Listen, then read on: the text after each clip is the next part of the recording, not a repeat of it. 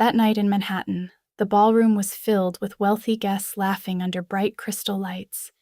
My husband, Daniel Carter, a Wall Street star, was standing on stage, a glass of wine in his hand, telling a story that made the entire room laugh. He said his wife was very beautiful, but her mind wasn't suited for numbers. Lucky for her, she married the man who knew how to make money. I laughed too, because I had grown used to that kind of joke. But then the doors of the hall opened. 2 FBI agents walked in. The room suddenly fell silent. They didn't look at Daniel. They looked at me. "Which one of you is Emma Carter?" I stood up, took a slow breath, and said the sentence no one in that room expected. My story had actually begun 3 months earlier. 3 months before that night of the party, my life looked exactly like the picture people imagine when they think about a perfect marriage. Daniel Carter and I lived in a penthouse overlooking the Hudson River. Every morning, sunlight filled the kitchen, and Daniel liked everything perfect: the house, his schedule, and our marriage. We first met at a Columbia Business School alumni gala. Men in expensive suits talked about million-dollar deals while their wives smiled beside them. I was standing near the bar, trying to escape another conversation about the markets. "Are you hiding from the discussions about quarterly returns too?" he asked. I laughed. Maybe. Our conversation lasted nearly an hour. Daniel talked about his investment fund, about his early years on Wall Street, and about the deals the press often called market-turning moments. I told him about the data analysis work I had done before and the research projects I worked on while studying at Columbia. Daniel listened carefully, sometimes nodding, sometimes asking follow-up questions that made me think he was genuinely interested in what I was saying.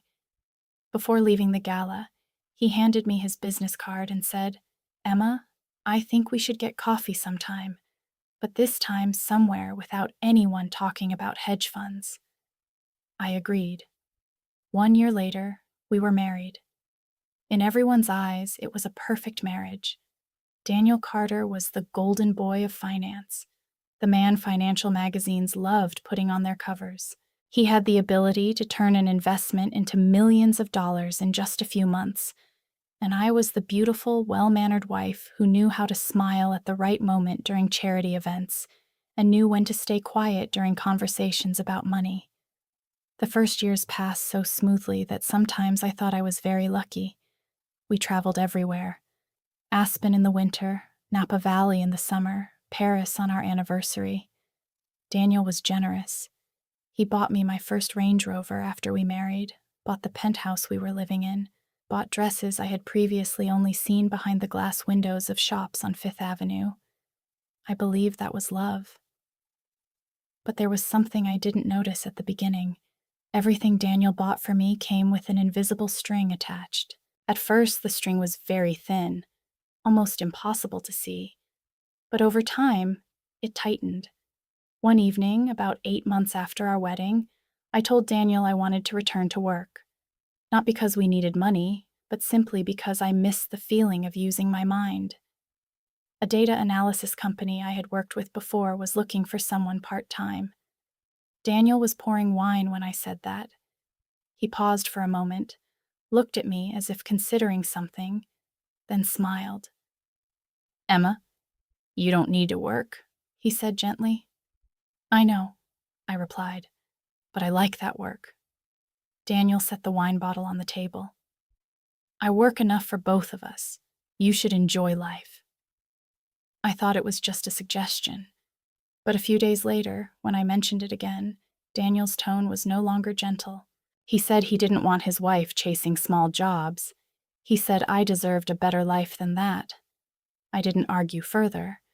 At that time, I still thought he simply wanted to take care of me. Then came the money. Daniel suggested combining all our accounts into joint ones. "Simpler," he said. At first I agreed, because it sounded reasonable. But gradually I realized I no longer had access to many of them. If I needed money for something, I only had to tell Daniel, and he always gave it to me, but it was no longer my money. Then there were my friends. Some of my old friends worked in technology, others in research. Daniel didn't like them. He never said it directly. He only commented that they didn't really understand our world.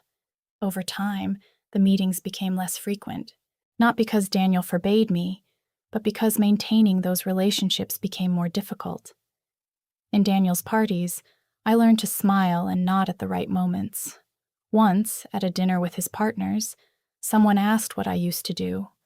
Daniel answered before I had the chance. "Emma used to do data analysis," he said, then laughed. "But after marrying me, she decided to retire early." Everyone laughed. I laughed too. Then he added another sentence lightly, as if it were just a joke. "Emma used to be smart, but marriage made her soft." The entire table burst into laughter. I kept the smile on my lips, but inside something had begun to change. Comments like that appeared more and more often. Sometimes just a joke at a party, sometimes a remark in front of friends. Little by little, they began to change the way people saw me. One morning, a few weeks before the Manhattan Gala, Daniel left the house very early as usual. Daniel always left early. The Asian markets opened before New York woke up. I was standing in the kitchen making coffee when his phone vibrated on the table. A new email appeared on the screen. I didn't intend to read it, but the screen lit up and the subject line appeared before my eyes. Subject: Revised Timeline. Emma. My heart paused when I saw my name. I opened the email. It came from a law firm Daniel had mentioned before. Then I saw a paragraph that made my stomach drop. "Based on your previous instructions, we have adjusted the exit strategy. Psychiatric evaluation documentation can be initiated within 6 weeks if necessary." Exit strategy. Psychiatric evaluation. My name appeared directly below it. I read the email again, slower, more carefully. And when I reached the final line, I realized something I had never considered before. Daniel wasn't just planning his future, he was planning how to remove me from it. Suddenly, it all made sense. Exit strategy, Emma Carter. I read it again, hoping I was wrong. I wasn't. In the email, Daniel's lawyer wrote with the calm tone of someone handling a business transaction. They wrote about me like I was a business problem, not a wife. Just steps to execute at the right time. Prepare documentation for psychiatric evaluation. Gather evidence of mental instability. Recommend a mandatory medical assessment. Then divorce. And finally, the division of assets in the way most advantageous to Daniel. I scrolled down a little further, and my eyes stopped at the timeline. Year 4. Execute. I counted in my head. 3 years and 11 months. We were only weeks away from year 4. A cold feeling ran down my spine. In that moment, all the small details finally connected. The times Daniel signed documents and told me I didn't need to read them. The forms he handed me saying, just routine paperwork. The jokes in front of friends about me not understanding finance. I had once thought those things were simply habits, or at worst, a bit of arrogance common among successful men. But now everything carried an entirely different meaning. I was about to set the phone down when my eyes caught the final line of the email. It wasn't legal analysis or procedural instruction, just a short sentence, almost like a reminder between two people who had discussed this many times before. Just like my father did with the others. I read that sentence twice, then a third time. Others? Not before. Not once. Others. I set the phone down on the counter, both hands pressing against the cold marble. In my mind appeared the image of Daniel's father, Richard Carter. The man who built Carter Capital from a small fund into a massive financial empire. In the press, he always appeared as a brilliant investor, disciplined and calm, a man who never allowed emotion to interfere with decisions. I had met him a few times at family gatherings. Richard Carter was always polite, but he looked at people like he was judging their value. I knew he had been married several times. 3 times, according to what Daniel once said. But Daniel always mentioned it casually. My father and his wives just weren't compatible, he once said. I didn't think much about it. In their world, divorce wasn't unusual. But now, looking again at that line in the email, I began to wonder if there had been far more to the story. The private elevator of the penthouse suddenly chimed, startling me. Daniel had returned. I turned off the phone screen just as he stepped into the kitchen. He was still wearing his coat, his tie slightly loose, one hand holding another phone while reading a message. "Morning," he said, kissing my cheek the way he always did. I answered with a small smile. Daniel walked to the counter, poured himself a glass of water, and glanced at the coffee machine. "You're up early again," he said. "The Asian markets have been keeping me awake all week." I nodded, keeping my voice steady. "You forgot your phone." Daniel glanced at the phone on the table. "Oh, right." He picked it up, opened the screen, scrolled through a few notifications. I turned to pour coffee, but from the corner of my eye I saw his gaze pause for half a second when the inbox opened. Just a very small moment. Then he closed it. Daniel slipped the phone into his coat pocket and turned toward me. "I have to head back to the office," he said. "A few things need to be handled before the market opens." I nodded. Before leaving, he seemed to remember something. "We have dinner with the Bennetts tonight. You remember, right?" I told him I remembered. Daniel smiled, that confident smile Wall Street loves, and left the apartment. After he left, I kept hearing one line in my head. "Just like my father did with the others." In my mind, the sentence from the email kept repeating. "Just like my father did with the others." If that sentence was true, then who were those women, and what had happened to them? That afternoon, I sat in the living room with the old laptop I had kept from before my marriage. I rarely used it, but now it was the only thing that made me feel I still had a part of my life separate from Daniel. I began searching for information about Richard Carter. Financial articles appeared immediately, most praising his career. But when I searched the names of his former wives, the results became strange. The first wife almost disappeared from the news after the divorce. The second appeared briefly in a few society articles and then vanished. The third became involved in a personal bankruptcy a few years later. There was no major scandal, no official investigation, but the pattern did not look like a series of ordinary lives. A thought slowly formed in my mind. If Daniel was planning to do this to me, then he might not be the first man in his family to do it. And if I wanted to understand what was happening, I would have to begin with the people who had been there before me.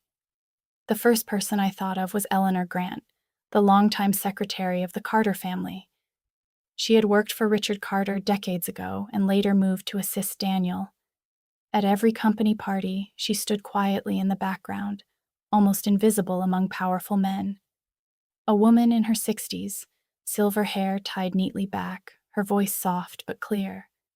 Daniel once told me she was the most trustworthy person in the entire company. For some reason, when I thought about that line in the email, Eleanor's face appeared very clearly in my mind. A person who had been there for years. Someone who might have seen things others had not.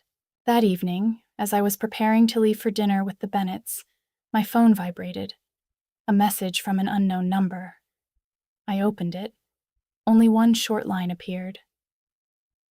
"If you want to know what happened to the others, we need to talk." The message stayed in my mind the entire drive home that night. I didn't reply immediately, and I didn't delete it. I simply left it there, like a door that had just opened a little but that I had not yet decided to walk through. During all the years living with Daniel, I had learned one very clear thing. Anything connected to the Carter family was rarely as simple as it looked. Everything in their world was arranged so neatly, so logically, that people often forgot behind that perfection there were spaces no one was supposed to see. The next morning, I woke earlier than usual. New York was still quiet beneath a thin layer of morning mist, the glass buildings across the Hudson reflecting pale light like cold metal. Daniel was still asleep in the bedroom, breathing evenly as if his life contained nothing to worry about. I stood in the kitchen for a long time before opening that message again. This time, I examined it more carefully. There was no signature, but an address was included. A small diner in Brooklyn, the kind of place people in Daniel's social circle would never set foot in. After a few minutes of thinking, I replied with 2 short words. When? The answer arrived almost immediately, simply, noon. The diner was in Brooklyn, far from Daniel's world. When I walked in, the doorbell gave a soft ring. Inside were only a few customers scattered around, mostly middle-aged people reading newspapers or eating late breakfast. No one paid attention to me, which made me feel slightly relieved. I looked around the room and almost immediately recognized the person I had come to see. Eleanor Grant sat near the back window in a gray cardigan, straight and composed as always. I walked over and sat across from her. Neither of us rushed to speak. The waitress brought 2 cups of coffee, and we waited until she left. Only when the diner returned to its quiet rhythm did Eleanor open the leather bag beside her chair and place a small object on the table between us. It was a plain silver USB drive. But I knew it mattered. Eleanor didn't push it toward me immediately. She simply looked at me for a long moment, her calm eyes carrying a hint of exhaustion built over many years. Finally, she spoke slowly, almost carefully, explaining that in her 35 years working for the Carter family, she had seen things no one should have seen.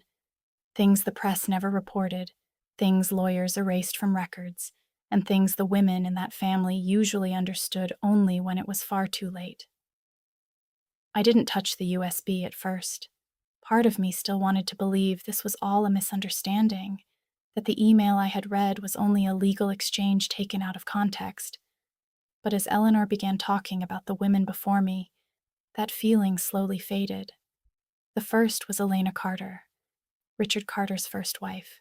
The press once described her as a charming and intelligent woman who stood beside Richard during the early years when he was building his investment fund. Their marriage lasted nearly 10 years, until one autumn night when her car ran off the road on an empty stretch of highway. The newspapers called it an accident. The police report also called it an accident. But according to Eleanor, there were many questions about that night that were never answered, and what stayed with her most was not the accident itself, but the perfect silence that followed it. The second woman appeared a few years later. Her name was Caroline. She had an MBA from Wharton and had worked in finance before marrying Richard Carter. In the early years, everything seemed very normal, but then Caroline began to take an interest in the company's transactions. She asked questions about several sums of money with unclear origins, and according to Eleanor, that was when everything changed. Not long after that, Caroline was placed in a psychiatric facility with a diagnosis of severe stress and paranoia. Within 3 weeks of her being admitted, Richard Carter filed for divorce. The third woman was Jennifer Carter. Her story was a little different. Jennifer did not disappear in silence like the first 2. Instead, she appeared in the press in a financial scandal involving a charity fund she managed. The articles said she had embezzled money, that she had abused her position. Within a few months, Jennifer went bankrupt, divorced, and disappeared from the high society she had once been part of. When Eleanor finished, the diner was still quiet. Nothing felt ordinary anymore. The scattered pieces from Daniel's email, from the vague conversations about his family, from things I had once thought were simply coincidences, all of them began to connect. Eleanor finally pushed the USB toward me. She said that inside were documents she had kept for many years, notes, emails, and records that she believed would help me understand more clearly how the Carter family truly operated. She added something I could never forget. The men in that family did not marry for love. They chose women who fit the image they needed, and then slowly turned the marriage into a tool serving much larger plans. When I picked up the USB, it felt cold in my palm, heavier than it looked. I looked at Eleanor, and for the first time since walking into the diner, I realized she was not simply retelling old stories. She was warning me. According to her, the three women before me never understood what was happening until everything had already gone out of control. But I was different. I had seen part of the plan before it was carried out, and because of that, Eleanor said very softly that I might be the only one among them who still had a chance to change the ending of the story. The USB was still in my hand when we left the diner. The Brooklyn afternoon sky was covered with pale gray clouds, the light soft and cold, as if the city were holding its breath.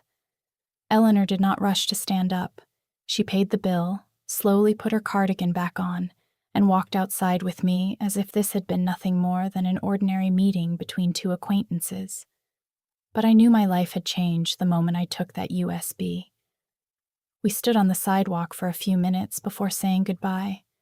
Cars passed by, and the wind carried the smell of coffee and toasted bread from the diner behind us. Eleanor looked at me for a long moment, as if weighing whether she should say something more. In the end, she said only one short sentence, her voice low and very certain. The truth alone is sometimes not enough to defeat men like the Carter family. Evidence, she said, is only part of the game. What matters more is the moment a person chooses to use it. After saying that, she gave a small nod and walked away, leaving me standing alone on the sidewalk with the USB in my coat pocket. I did not go back to Manhattan immediately. Instead, I walked a few blocks before finding a quiet coffee shop. There were no marble tables there, no people in expensive suits like in Midtown. It was just a small cafe with a few wooden tables and worn chairs, a place where no one paid attention to the woman sitting in the corner with an old laptop open in front of her. When I plugged the USB into the computer, the screen showed only a single folder. There was no fancy title, just a sequence of years stretching from the late 1980s to the present. I opened the first folder. The files shocked me. There were no dramatic sentences or clear confessions. Instead, there were spreadsheets, internal emails, call records, scanned contracts, and short notes Eleanor had added beside them. As I began to read, the picture of the Carter Empire slowly appeared in a way so cold and precise that it made me shiver. Carter Capital wasn't just lucky. They knew things the market didn't know yet. Inside the files were emails about mergers, secret financial reports, even board decisions that hadn't been announced. And every time that information appeared in the files, the trading records showed something else. Carter Capital had already placed the trades. That tiny window of time, sometimes only a few hours, had brought Carter Capital hundreds of millions of dollars. But that was only the beginning of the story. In the next folders, I began to see company names I had never heard before. Shell companies in Delaware, the Cayman Islands, and Luxembourg moved money quietly through the system. They appeared in large transactions, receiving money from the Carter Fund and then forwarding it to other accounts overseas. As I followed the money trails, I began to understand why Eleanor called them the shadows of the Carter Empire. These companies had no real offices and no real employees, yet they acted like hidden doors through which money disappeared from the official financial system.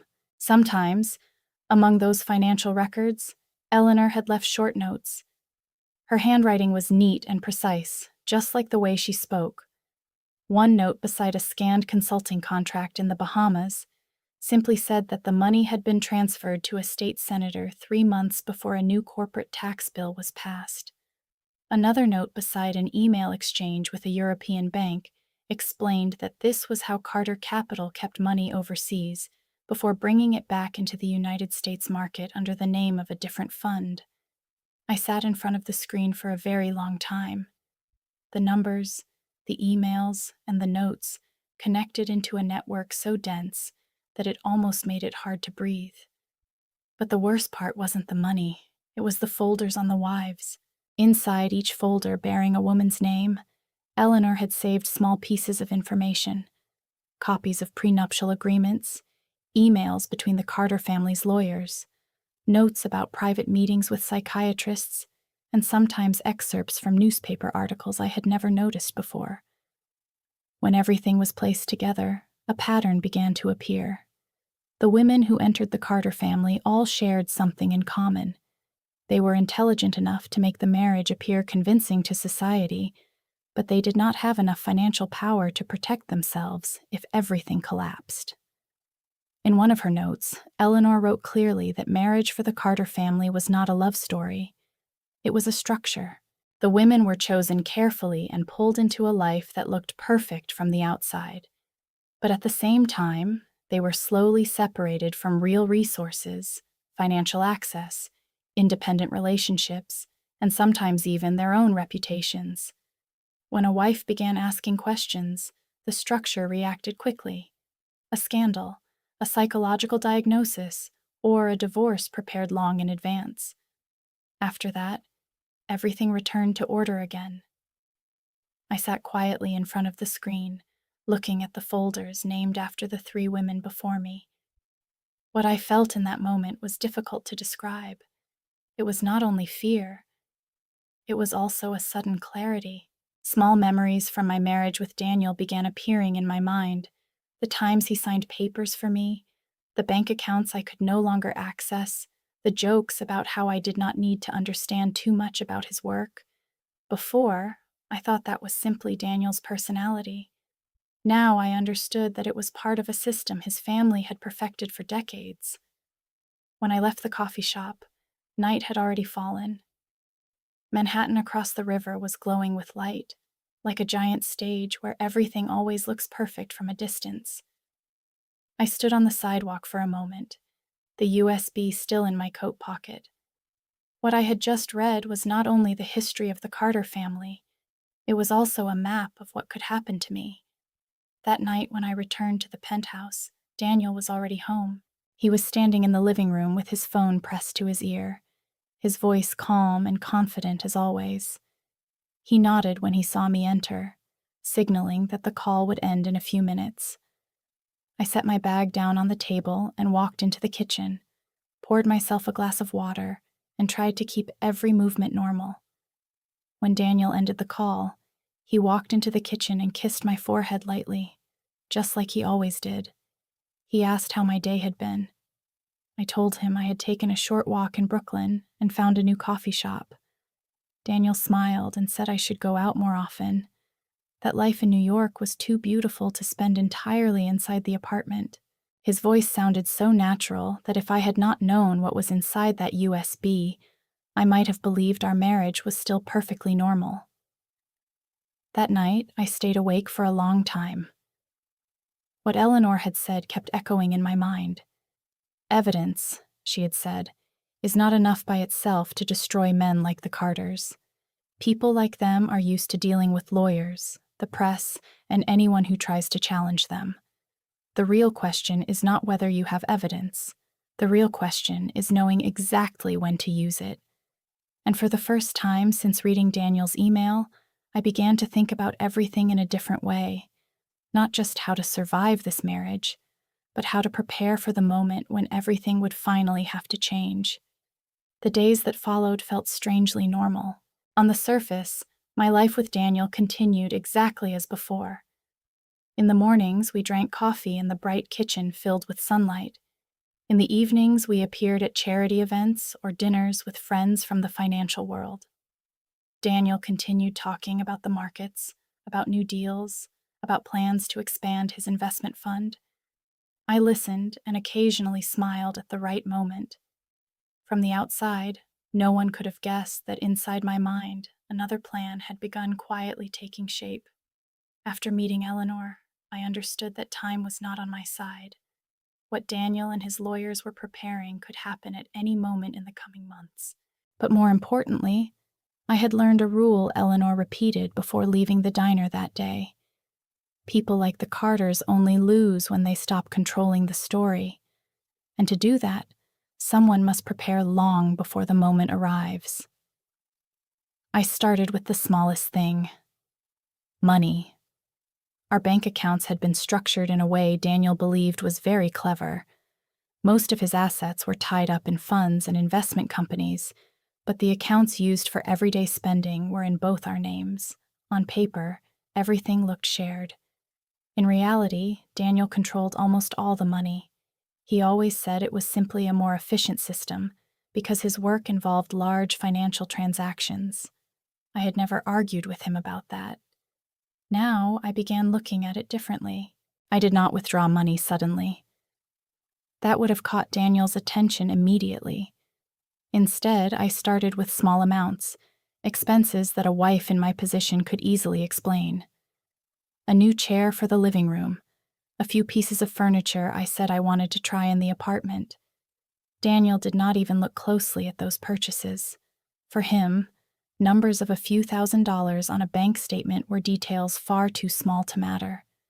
Within 2 weeks, I had moved part of that money into a separate account. Opening the account was not difficult. New York has hundreds of banks, and if you go a little outside Midtown, it is easy to become just another ordinary customer. I chose a small branch in Brooklyn where the staff were not used to seeing faces from financial magazines. The account manager was a middle-aged woman who spoke slowly and carefully. She asked a few questions about my work, and I simply said I managed some personal investments. That was not a lie. Once I had a separate account, the next step was more complicated. I needed a legal structure to separate the flow of money from my own name. The idea of a shell company made me hesitate at first. But when I reread the documents Eleanor had given me, I realized the Carter family themselves had used dozens of such structures over the years. I was not doing anything illegal. I was simply learning to use the same tools they had used for a long time. I created a limited liability company in Delaware. Setting it up was simple: a few forms, a registered address, and a fee. The company had a harmless name that sounded like a small financial consulting firm. On paper, it was completely legal, but for me, it was a necessary layer of protection. Each week, I transferred a modest amount from the joint account into the company's account. Not a large amount, but consistent. The transfers were labeled as personal investment consulting expenses, something the wife of a hedge fund manager could easily do without raising suspicion. Daniel never noticed, not because he was careless, but because he believed I was too naive to do anything complicated with money. That belief was my greatest advantage. At parties, Daniel still joked that I did not understand financial markets. His friends laughed, and I laughed along with them. They had no idea that before meeting Daniel, I had worked in a field very close to what he did. I used to be a quant analyst. My job had never involved standing in front of clients or appearing in magazines. I worked in small offices in front of computer screens, building mathematical models to predict market movements. I was used to reading data tables thousands of lines long and finding hidden patterns inside numbers. When I left that job to marry Daniel, he never once asked about the details.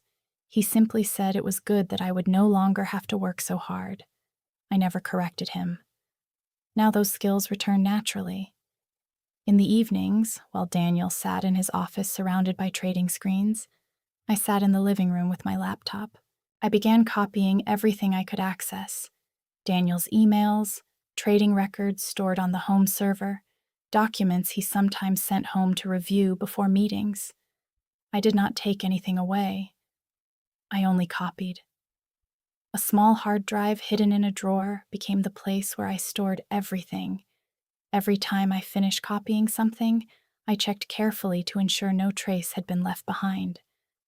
That was not difficult for me.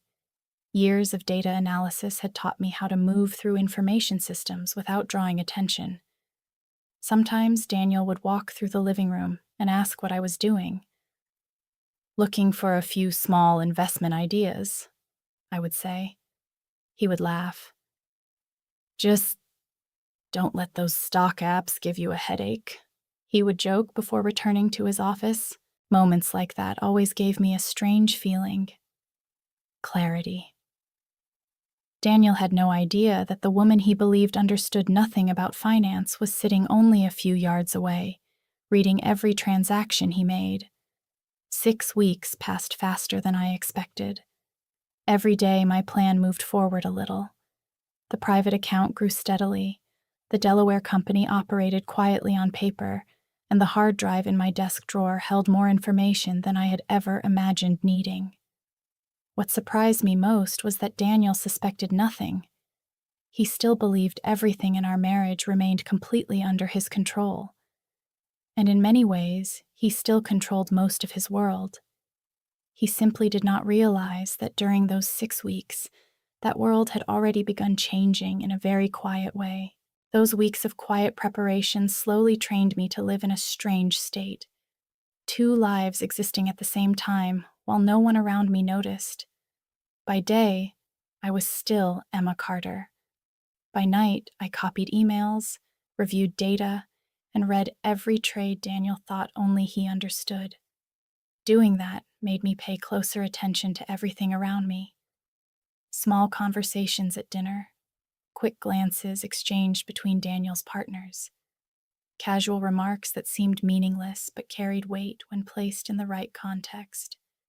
And one afternoon, as I was leaving the gym on the Upper East Side, a small moment changed everything. I had just stepped outside when I heard someone call my name. A woman's voice. Calm. Clear. I turned around. Standing behind me was Claire Bennett.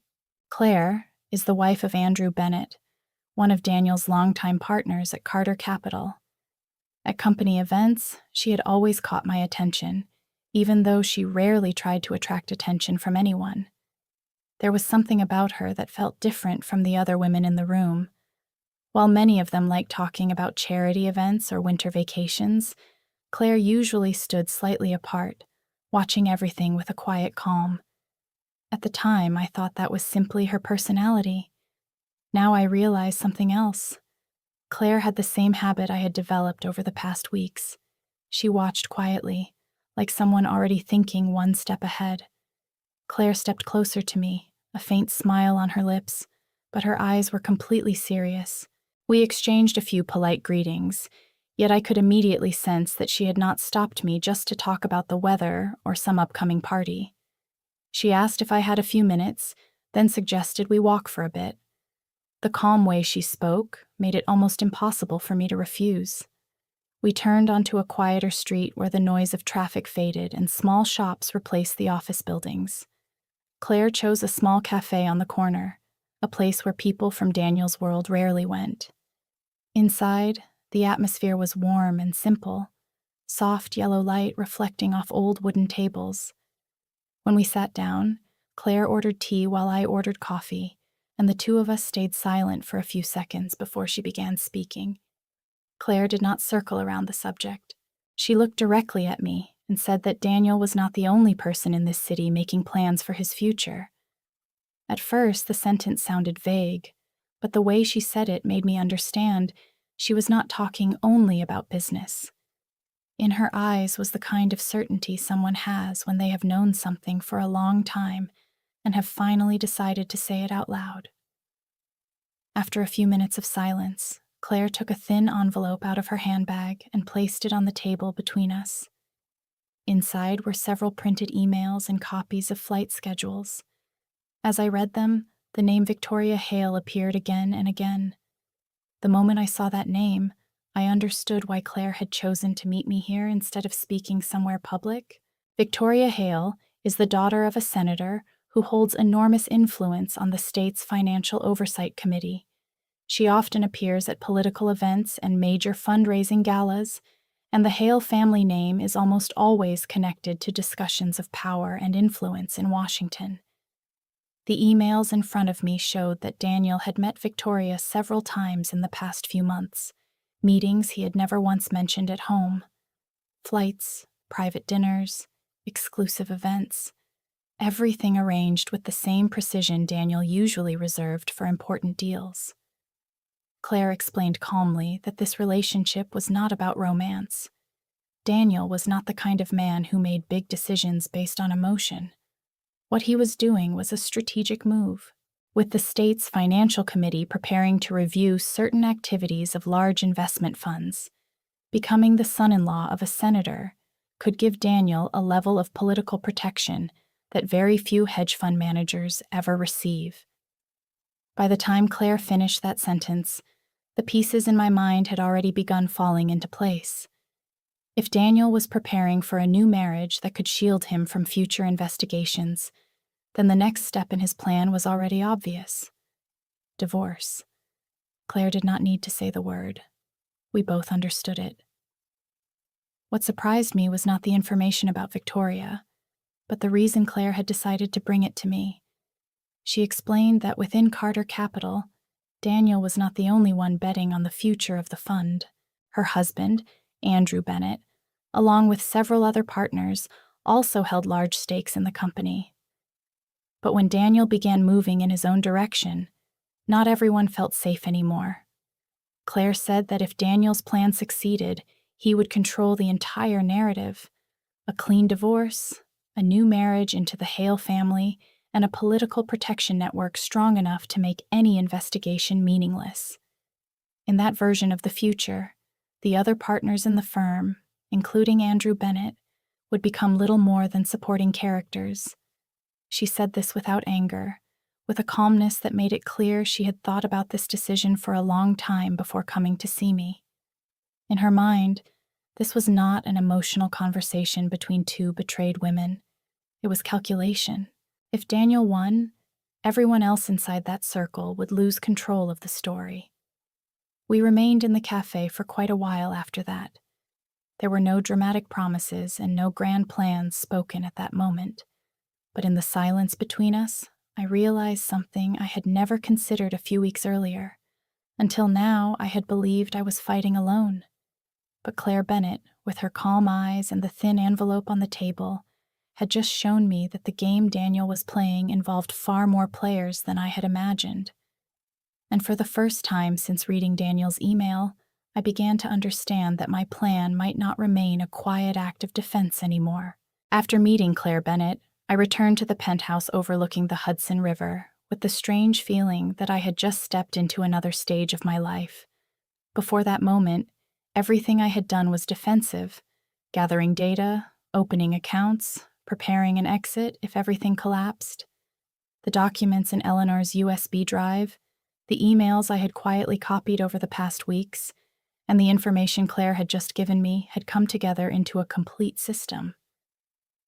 For the first time, I could see the entire structure of the Carter family's power from the outside, like a giant map filled with lines connecting money, politics, and social relationships. And for the first time, I realized that if I wanted to escape that system, I could not simply run away from it. I had to make it collapse in a way the men who built it would never see coming. Over the following days, I made a plan.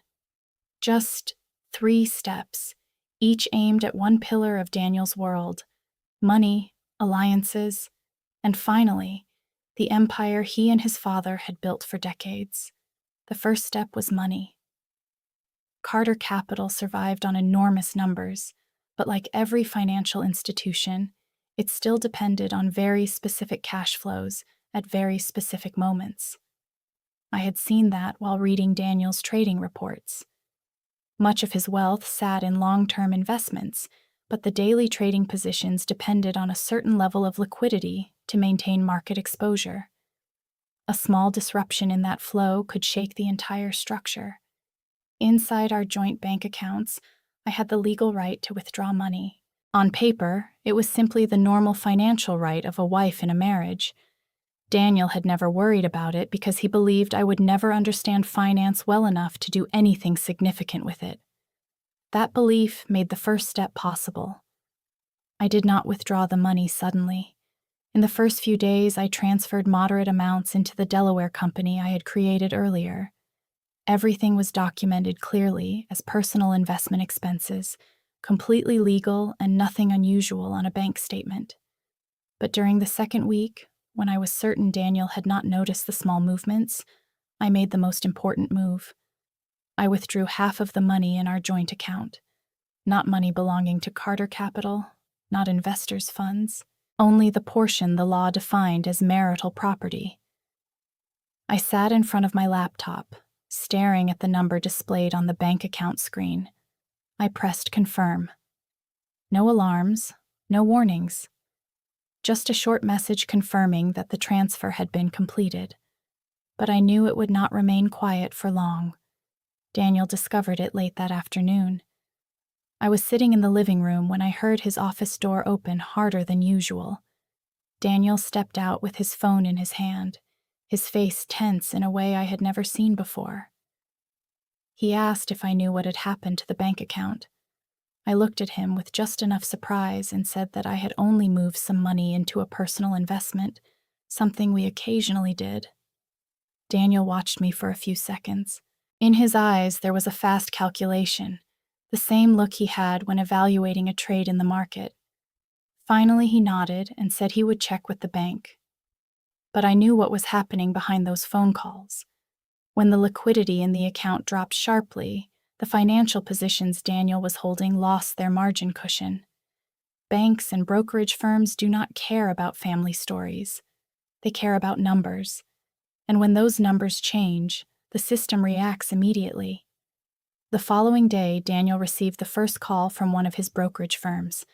They used a phrase I had seen many times in financial reports: margin call.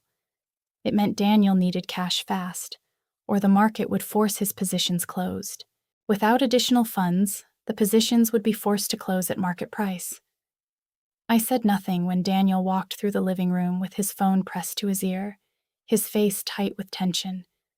The first step had worked. The second step belonged to Claire. For years, Daniel and the people around him had built a complex network connecting finance and politics. The Hale family was only one piece of that network, but it was the most important piece for Daniel's personal future.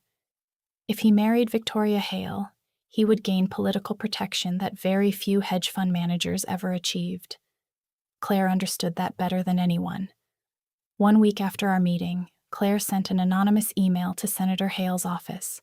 The message was short, but it contained enough information to make any father pay attention. Schedules of secret meetings between Daniel and Victoria, copies of several intimate messages, and a quiet reminder that financial journalists are always very interested in stories like that.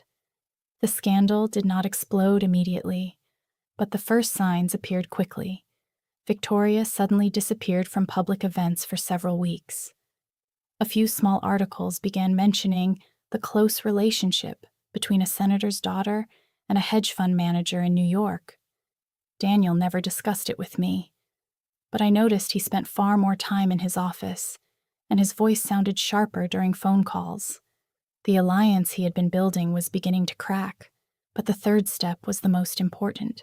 During the previous 6 weeks, I had collected hundreds of documents from Daniel's systems: emails, trading records, contracts, and files connected to the shell companies Carter Capital used. When everything was assembled together, they formed a very clear picture of how the Carter Fund truly operated. 12 years of trades based on insider information. 8 shell companies used to move money between accounts. 4 offshore accounts in Europe and the Caribbean.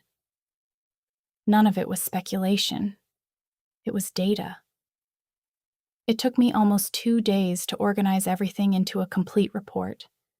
Then I sent the files to 2 places: the United States Securities and Exchange Commission and the FBI office responsible for financial crimes.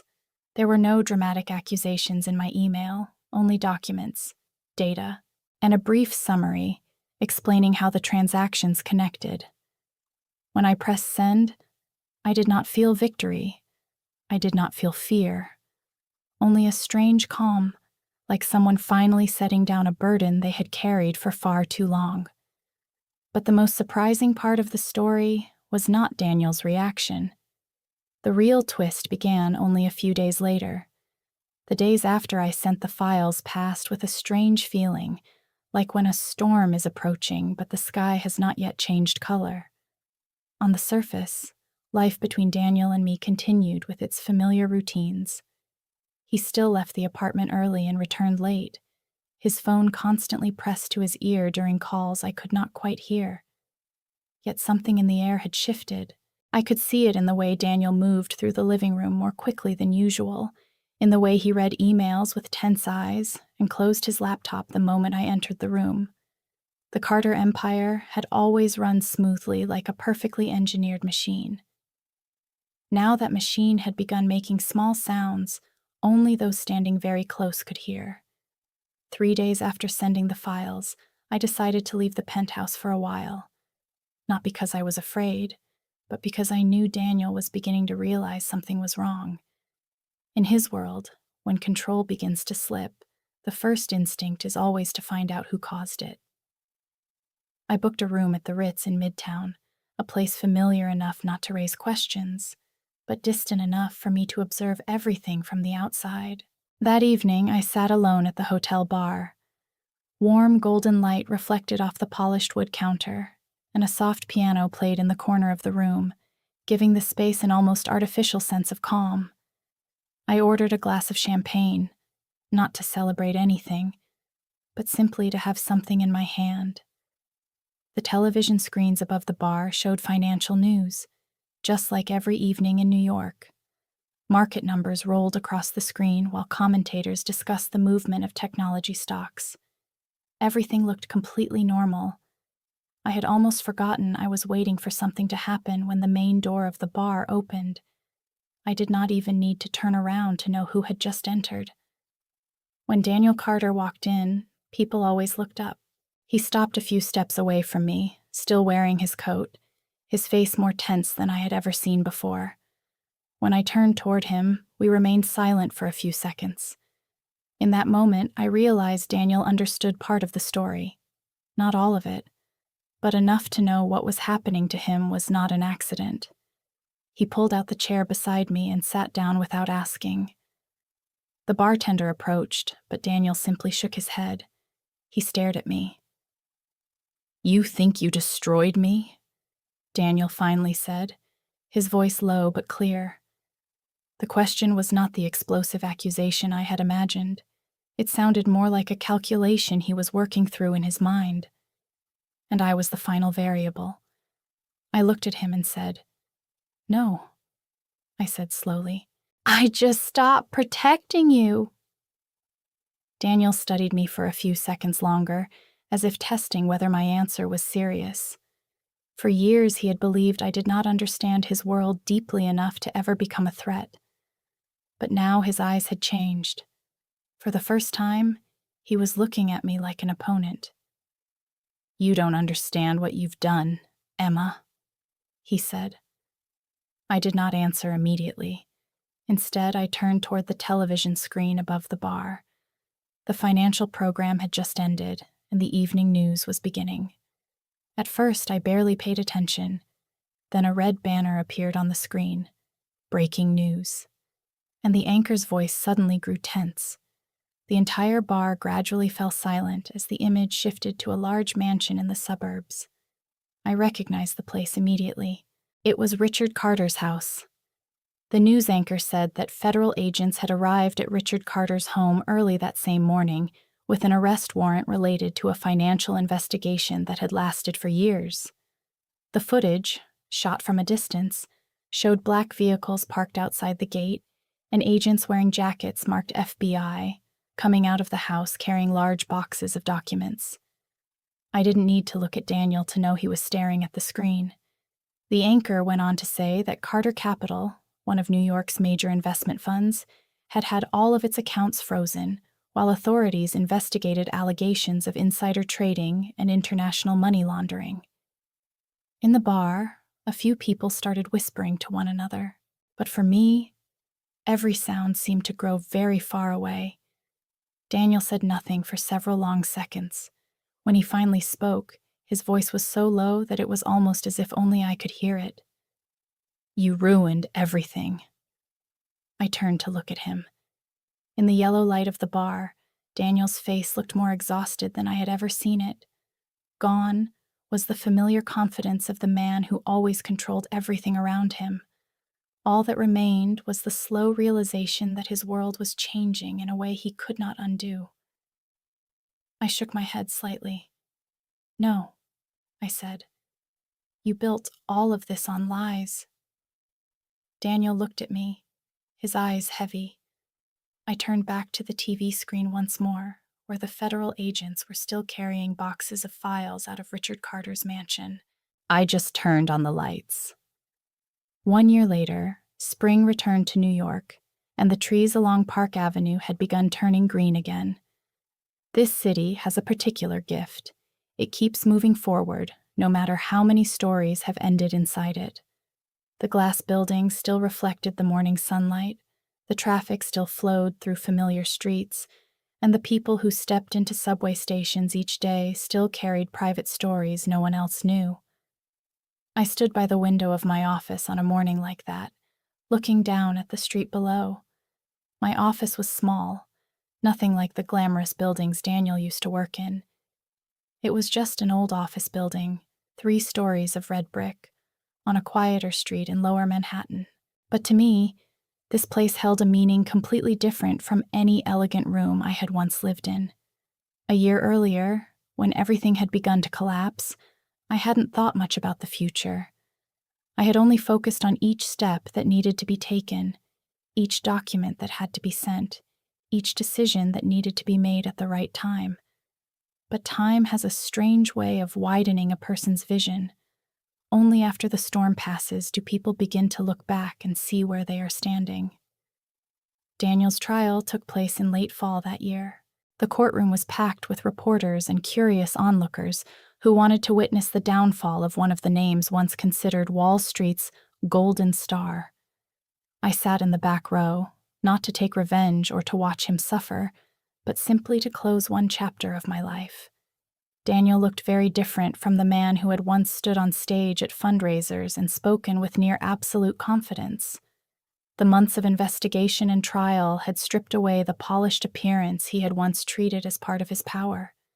But what caught my attention most was not the exhaustion on his face. It was the silence. Daniel had always been the man with an answer for everything, the man who believed he could turn any situation around. But in that room, as the evidence was presented piece by piece, he no longer had much to say. The sentence was delivered on a cold afternoon. 18 years in prison for Daniel Carter, 25 years for Richard Carter. Those numbers echoed through the courtroom with such weight that everyone fell silent for a few seconds before the scratch of reporters' pens began moving across paper. I left the courthouse before Daniel was led away. Not because I didn't want to see him one last time, but because I had already understood that it was no longer necessary. Everything that needed to be said had been said long ago. After everything was over, I did something I should have done much earlier. I took back my old name, Emma Hayes. When I signed the name change papers, I felt something very strange, like someone finding an object they had thought was lost forever. That name had belonged to me before I stepped into Daniel's world, before parties and elegant rooms became part of everyday life. And when I wrote it on paper again, I realized I was not just reclaiming a name. I was reclaiming myself. Eleanor Grant was the first person to suggest that we should do something with everything that had happened. After the trial, we met many times, usually in small coffee shops where no one recognized us. Eleanor said that in her 35 years working for the Carter family, she had witnessed far too many stories that followed the same pattern. Intelligent women who were isolated, financially controlled, and in the end forced to leave with nothing in their hands. Evidence can bring powerful men down, Eleanor said one day, but knowledge is what keeps other women from falling into the same trap. That idea stayed in my mind for days afterward. I thought about Elena, Richard Carter's first wife, who died in an accident no one ever truly explained. I thought about Caroline, who had been placed in a psychiatric facility until she signed divorce papers. I thought about Jennifer, who had lost everything after a carefully arranged financial scandal. Those stories had once been stored in the USB Eleanor gave me, but if they remained only in an old file, they would change nothing. So we began building a small organization. We named it Second Chance Initiative. The name sounded very simple, but it said exactly what we wanted it to say. A second chance for women trapped in marriages where money had become a tool of control. Our first office had only 2 small rooms and a few old wooden desks, but every day more people began to find their way to us. Our work was not about grand speeches or loud campaigns. Most of the time, we simply sat across from a worried woman and listened as she told us about accounts she could not access, documents she was not allowed to read, financial decisions made without her ever being asked. Eleanor taught them how to read financial records, how to preserve evidence, how to understand legal clauses so many people overlook. I helped them see the financial structures behind those stories and showed them how to protect the part of their assets that legally belonged to them before everything became too late. 1 year after the trial, our small office had already taken on dozens of different cases. Every story was different, but the common thread was always the same. A man who believed his wife would never understand enough to leave. One early spring morning, while I was organizing some files on my desk, my secretary knocked and said someone wanted to see me. I stepped into the outer office and saw a young woman sitting in the waiting chair. She looked to be around 30 years old, her hands gripping her handbag as if it were the only thing helping her stay calm. When I invited her into my office, she sat down and took several seconds before she could begin speaking. Her voice trembled slightly, but her eyes carried a determination I recognized. "My husband says I wouldn't survive without him," she said. I listened to that sentence for a few seconds. It felt so familiar that it almost made me smile. I had heard words like that from Daniel many years earlier, in a luxurious room overlooking the city. I leaned lightly against the back of my chair, looked at the young woman sitting in front of me, and answered in a calm voice. "Good," I said. "That means he has absolutely no idea who he married." When I look back on that story, I often think the most powerful thing was not revenge, but the moment when someone finally realizes their own worth. The story in this video is a fictional one, inspired by real-life situations and human experiences, created to bring emotion, life lessons, and meaningful reflection. It does not encourage anyone to follow the actions in the story. If this story made you think or touched your emotions, please hit like, follow, and subscribe to stay with the channel. And I would truly love to know, where are you watching from, and have you ever witnessed or experienced a story that made you stronger?